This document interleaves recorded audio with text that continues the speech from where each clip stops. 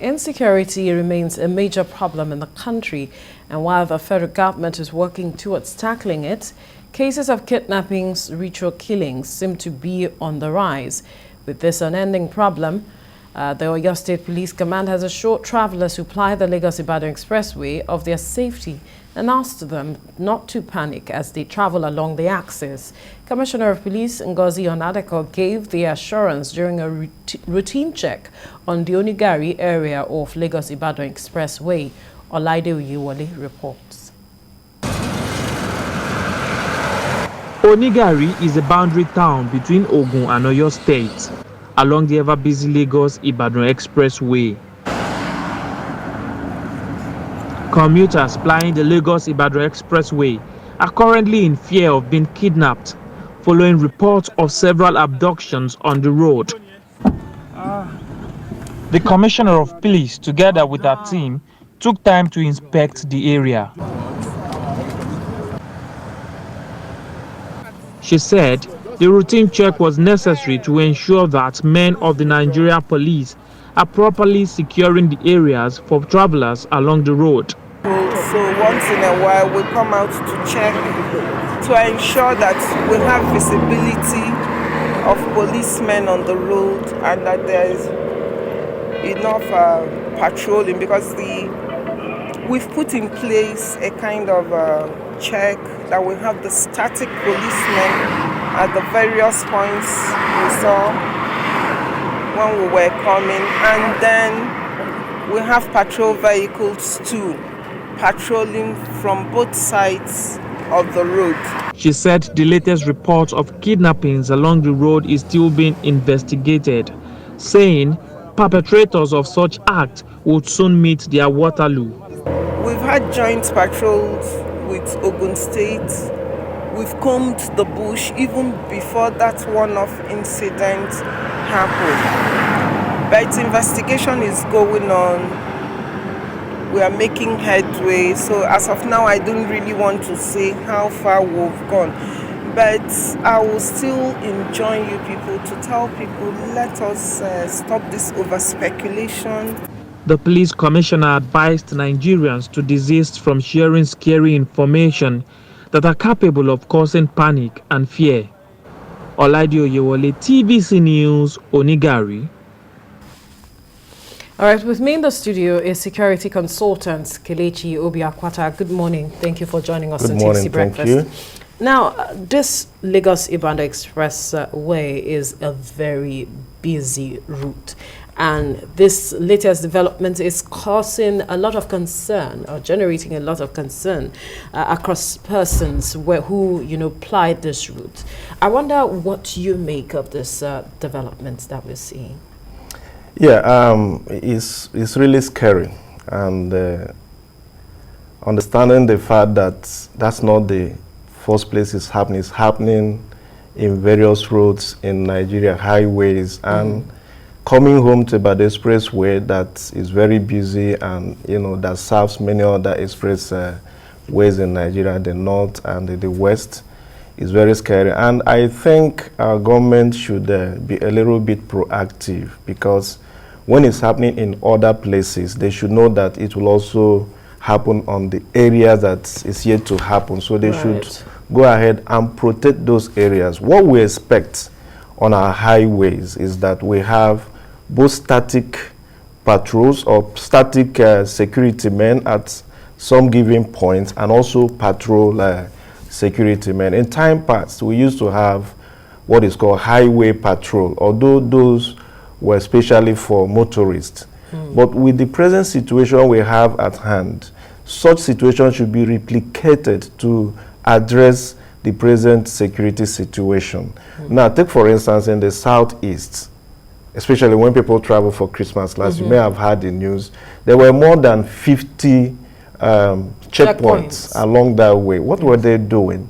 You understand? And we had not had any incidents of this kind of situation, but yet I would appreciate the fact that yes, they were there, and maybe their presence curtailed any criminal activity. So should be replicated in all Nigerian roads, and not making it lopsided to one particular section of the country. We have the requisite personnel to, you know, man or... Yeah, but instead of having 50, you know, less than a kilometer distance, you understand, you can take some of them out and place them in some of these areas. At least a little is better than nothing. You know, if they had some of them spread out in Ibadan Expressway and other expressway where you have static checks for military especially, and you have the police patrolling from time to time, these incidents will not occur. Again, I would also expect that you know, in the north, when the situation was very critical, they have what they call civilian JTF. Right. So I think that should be replicated here. Now we that already have Amotekun. Well, Amotekun, yes, fine. But Amotekun should up their games. You understand? They should not stay in the offices. Civilian JTF were not in the offices or, you know, highways. They were in the bush. Are you with me? Actually, it got to a point where reports were fielded that, yes, they were making inroads in decimating the Boko Haram, as it were. So now that the situation has come home with us, I think it's time for us to use every available resources to attack this situation. Let's perhaps get a sense, because we have seen that in recent times, this has become frequent, so to speak. And the question is, perhaps what could have given rise to this recent development that we are seeing along this route, Lagos-Ibadan route? All right. Nigeria, you know, these days have become a cesspool of crime and criminality. And I like your question. What is fundamental to these issues? Is crime and kidnapping, as you know, these days. It started with ransom, where people are kidnapped and calls are made, pay this amount. But it has, you know, moved on to kidnapping for, you know, what they call organ business, you know, trafficking and all that. That is also giving a lot of money, as people say, foreign exchange and all that. You hear about the Yahoo boys and the things they do.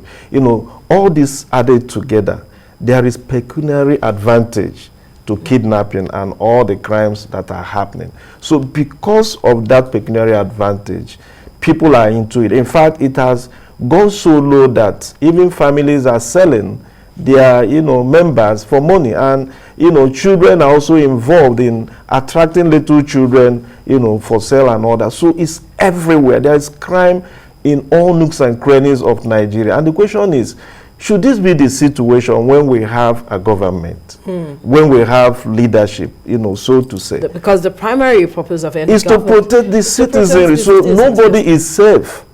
I know in those days, you know, kidnappings are targeted to key personalities, you know, key men, people that are in authority and position. When you kidnap them, you either, you know, sequestrate the business, frustrate the business, or the political or whatever, you know, ambition. You know, those were the things. But today, it's all over, from any and available Nigerian that, you know, all of us are at risk. As I speak, all of us, all Nigerians are at risk. Consider myself or yourself in that expressway when these criminals, you know, run out to the road and shoot sporadically on vehicles. You discover that it could be anybody. Right. So I think our leadership, our government, this is the time to sit up. I appreciate what the Commissioner of Police, Oyo State, is saying. But, you know, these are just fire brigade approach. It's not enough in itself? It's not. I mean, it just happened because the news are in the air that this place is unsafe. Give them 3 months. You will not see any security on that road. This is not the first. I tell you, even from the 90s, I just recalled, some of my friends traveled to Ibadan for an event, and on the road, you know, they threw stone into the vehicle, and it hit one of my friends, and they ended up in the hospital. I'm talking about 90s. So that road has not been as safe as people might think it has been. It has been one little crime or the other. Now it has developed to the, you know, to the highest point. And I think there should be a more serious security, you know, action to make sure that the road is safe. It's not safer than the eastern roads, where we have over 100 checkpoints between Shagamu and Onitsha. It's not safer. So, and if you check that express, you don't have any checkpoint anywhere apart from few places. So it is time they have to have, you know, they need to place stationary military checkpoints, as many as possible. Then they have police patrols. Then they have to move into the indigents who, live around those communities. They should form some, I'm sure they have, but their job should not be limited inside their communities. They should enter their village. They know their bushes. They know their, farmland. They know the nooks and crannies of their farmland. They should comb those areas, for criminals. And again, I also consider that what used to be important in those days, the forestry commission, where you have forest guards, those things should come back. I mean, in those days, all the big forests in Nigeria had forest guards, people who officially were entitled to patrol those forests, so that you don't go there to even cut down a tree without permission and authority of government. Absolutely. So those situations should be returned in view of the security situation we have, and those personnel should be trained, in the modern, arms and usage and equipment that they will use to fight this, criminality that is all over us. I think those things are ripe now, that our government should, begin to think of ways to protect the citizens. No wonder Nigerians are living in droves, because one, economically, the nation is down. Yes. Politically, there is no hope. Security-wise, everybody, you're on your own. To thy thanks, O Israel. Okay? That's what we have in this country right now. Right. I was going to ask what the implications are with this development that we're witnessing on especially businesses, because oftentimes people travel in and out of Lagos for one business or the other, aside other implications that you might want to mention. Of course, when COVID was in the air, people did not do business. People could not travel. People could not do a lot of things. And so many businesses, went down with that period of time. It's still the same situation, because take for instance, if you are an artisan, you have to go to Ibadan to fix something for somebody, and you feel that the road is not safe for you. Would you go? You will not go. You will not make that money, and that problem there may not be solved if they don't have an alternative person to do it. Gradually, it will affect businesses, especially businesses that have connections, intercity connections, where you have to move from Lagos to Ibadan or Ibadan to Lagos, so to say. They will be affected one way or the other, although people could risk to go. But sometimes people are, risk averse. They don't want to try at all, knowing fully well that that place is not safe for them. So it will surely affect businesses. There's no doubt about that. And again, those who have lost their lives, were they not going for one business or the other? Right. Would that business continue to exist? Maybe they are the key men, the sole proprietors, or people who run their business and their families. So it will just have that ripple effect down through the line, affecting families and all that. So it is a serious issue, because the mainstay of a nation, apart from economy, is security. And there's no good economy without good security. So security situation is bad, economic situation is bad. So it's leading to a very crisis situation that our government should sit down. It's not these, knee-jerk approaches, fire brigade, you hear there is storm here, you move there. There has to be an integrated plan to ensure that our highways are safe.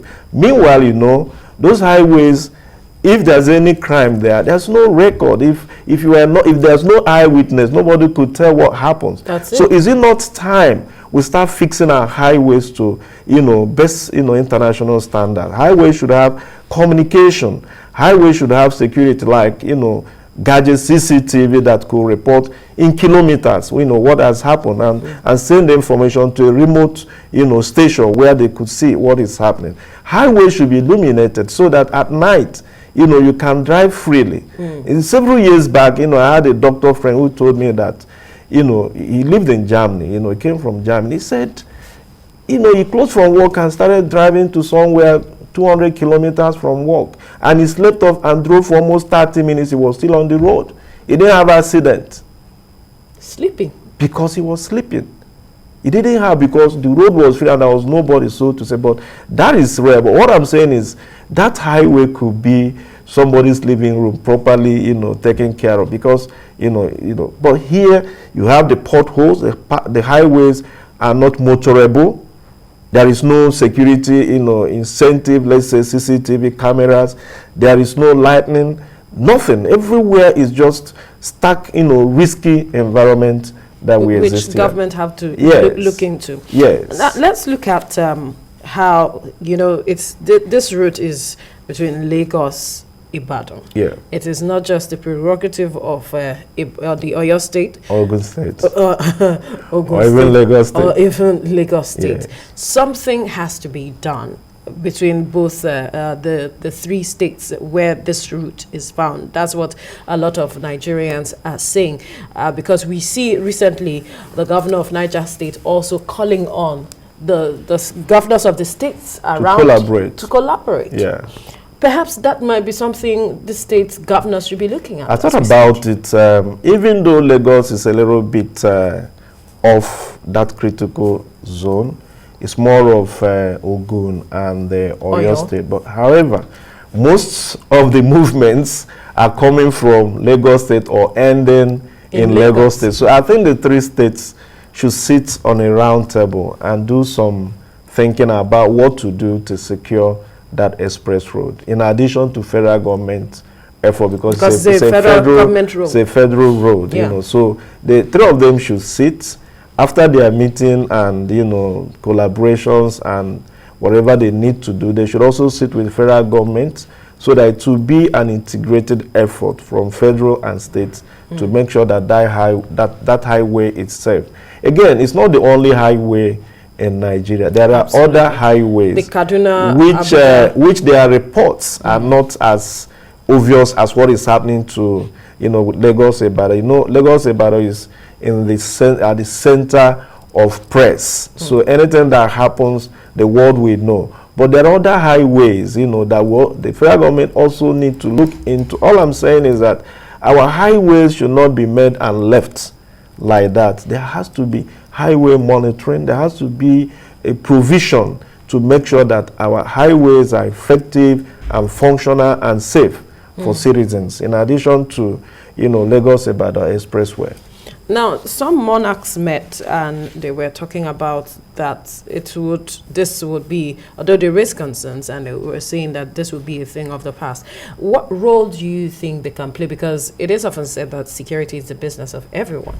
And as it is, all hands must be on deck to addressing this issue. Yeah. What roles can monarchs play at ensuring that there is some level of safety, not just within their communities as well, but bringing it to bear on the highways? Yeah, monarchs are very powerful people, especially in the West here.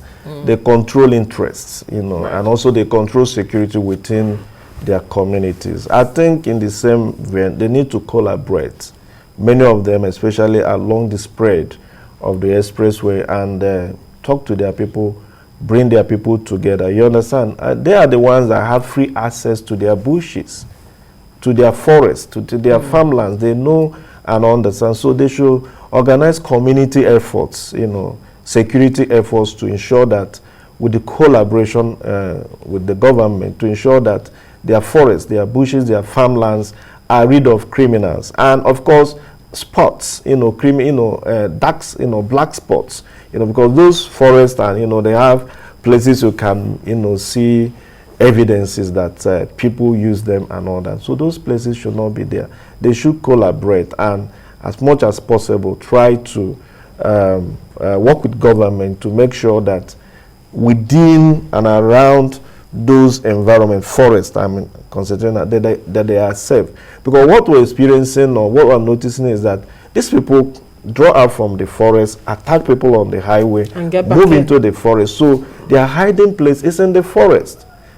Actually, without them, the highway is very safe because you just drive through. But they come in from the forest, attack and move into the forest. So the main place to work on are those forests first, to get rid of these criminals. But this has been the trajectory, even not just in Lagos, across that we have been hearing. Why are we not moving into this forest to, comb them and fish these people out? Well, it's still government, because it will take some resources, it will take some planning, it will take also high level of security. Recently someone developed a drone that will be able to help to fish out these criminals in the forest.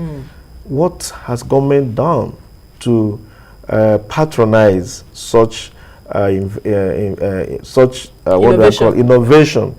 What have they done? Because we need more of those things. We need, if it's a startup, government need to invest in it and make it develop, employ people, and become the order of the day, so that it will just become a kind of common all over Nigeria, to be deployed in every nook and crannies of the country to rid this nation of criminals. But we have not had any more news after that trended in the social media or in the news that we have such invention, discovery. Is that a reflection of our will to actually address these issues from the root, to tackle them? Yeah, that's very correct, because there are a lot of people who are ready.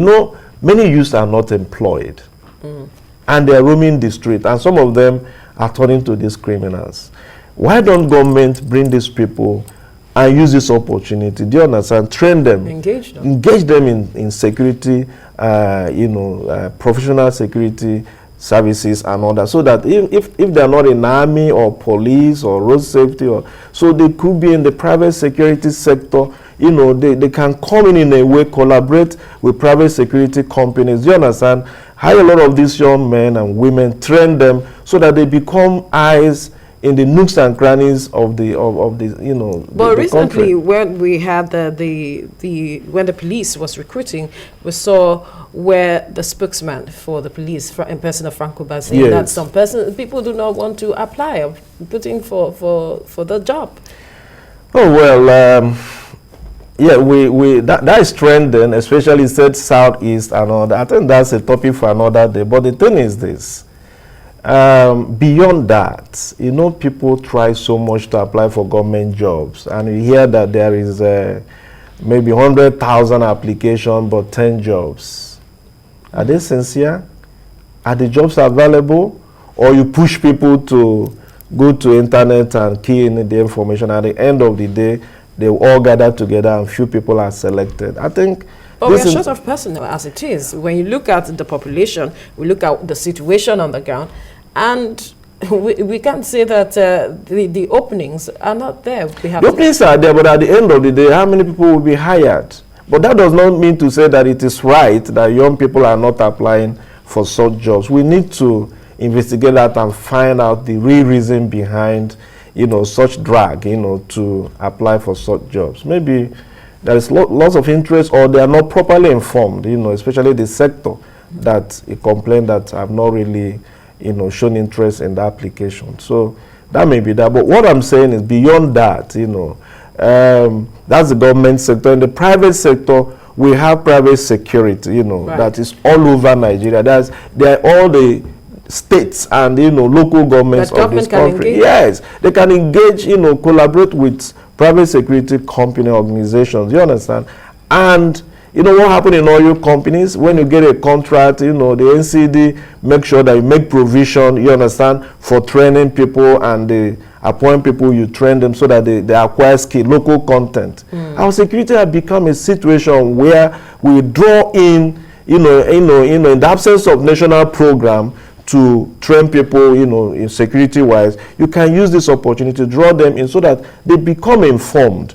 And their information and, their training will spread around, because they could be foot soldiers that will go into communities and continue to inform people, train people how to live safe, and of course, have eyes to identify criminals.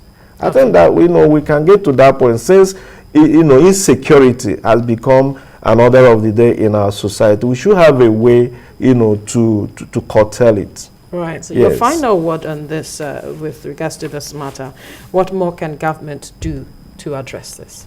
Sure. The government, they have a lot to do beyond what is on ground already, okay?